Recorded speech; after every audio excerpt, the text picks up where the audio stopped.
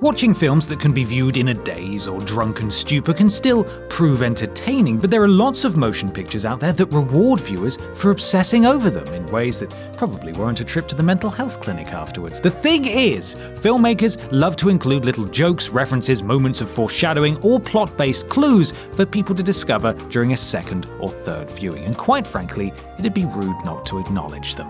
I'm Ben from Whatculture, and here are 10 mind-blowing hidden clues you never noticed in classic movies. Number 10. A character's death is foreshadowed in the opening title sequence. Skyfall. The death of M, as played by Judi Dench, was one of Skyfall's most shocking and poignant moments. Nobody really guessed that M would be offed in this particular chapter of the Bond franchise, of course, because she's M. You don't kill M.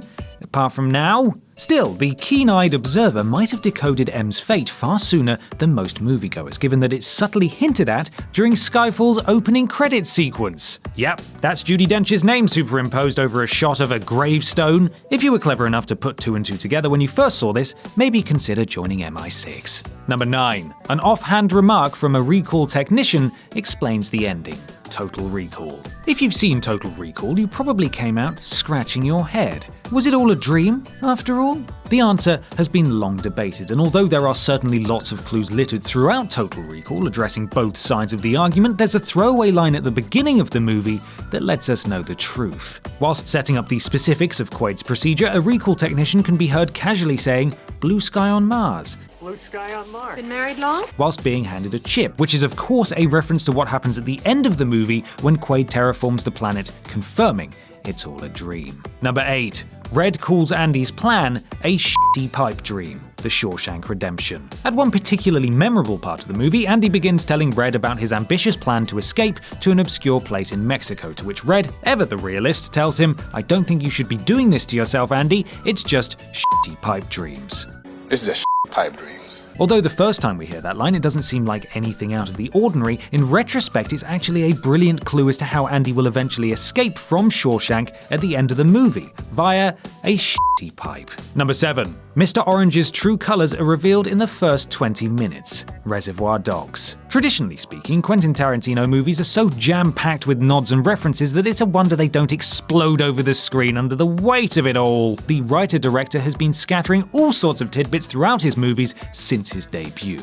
Here's one. In one of Reservoir Dogs' earliest scenes, Mr. Pink and Mr. White can be seen talking in a bathroom back at the infamous warehouse, discussing the diamond heist gone wrong. If you look closely behind them though, you can see that there are pink and white soap bottles next to one another, and separate from the rest, orange ones. Possibly a clever little way of telling us that Mr. Orange is not on the same side as our robbers. Number 6. The name Kaiser Sose actually explains who the real villain is. The Usual Suspects. Audiences were left stunned when Bryan Singer's crime thriller The Usual Suspects ended with a plot twist that revealed that the harmless narrator of our story was actually the criminal mastermind we'd spent the story fixating on the entire time. And although most of us probably didn't guess the twist before the movie ended, Turkish speakers might have had a bit of extra help when it came to working it out. In Turkish, Sose means talks too much, or perhaps translated more closely, verbal. Of course, verbal is the name of the character who is in actuality Kaiser Sose, which means that all the information anybody needed to nail this right away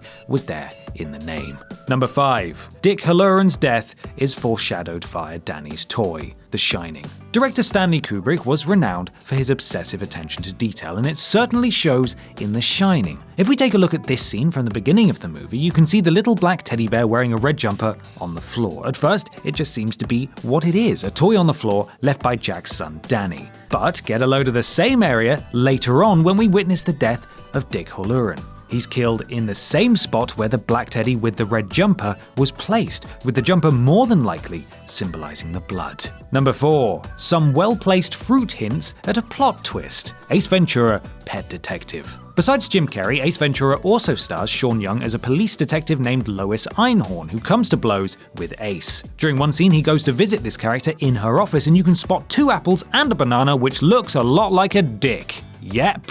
This makes perfect sense then, given that a plot twist in the film later on reveals that Einhorn is actually a man. So although some moviegoers might have noticed these well-placed pieces of fruit in her office and just thought, "Ha!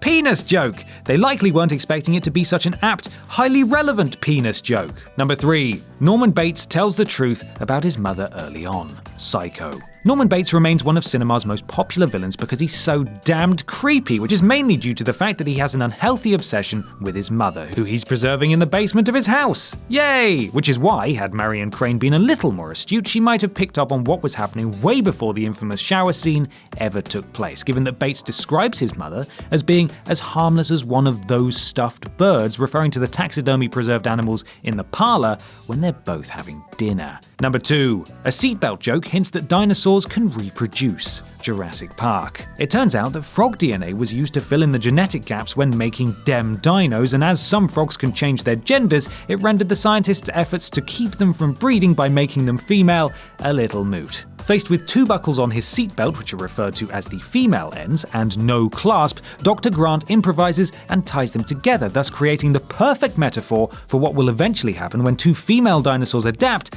and change genders, brilliantly proving Jeff Goldblum's theory that life, finds a way. Number 1. Ed reveals the whole plot in a brief line of dialogue, Shaun of the Dead. Think back to when Ed casually lays out the plans for a night out towards the beginning of the film, aiming to get Shaun out of his post-dumping blues. A Bloody Mary first thing, a bite at the king's head, couple at the little princess, stagger back here, and bang, back at the bar for shots. Firstly, the Bloody Mary refers to the zombie they accidentally kill in the garden. Her name is Mary. Then there's the bite at the king's head, which references the scene where Shaun's stepdad Philip gets bitten, followed by the nod to the couple, which points to the part where Shaun reunites with ex-girlfriend Liz, and there's finally a reference to shots at the bar, which is what happens when they find a gun at the Winchester and end up facing off against the undead. And that is genius.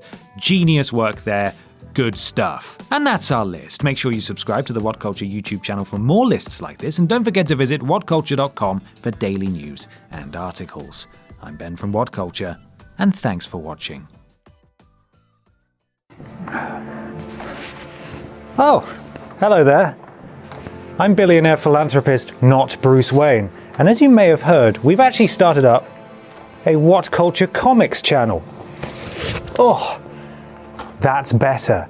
Where you can go for all the comics lists, all the comics news, and all the comics discussion. So go and subscribe to Whatculture Comics for loads of amazing comics coverage.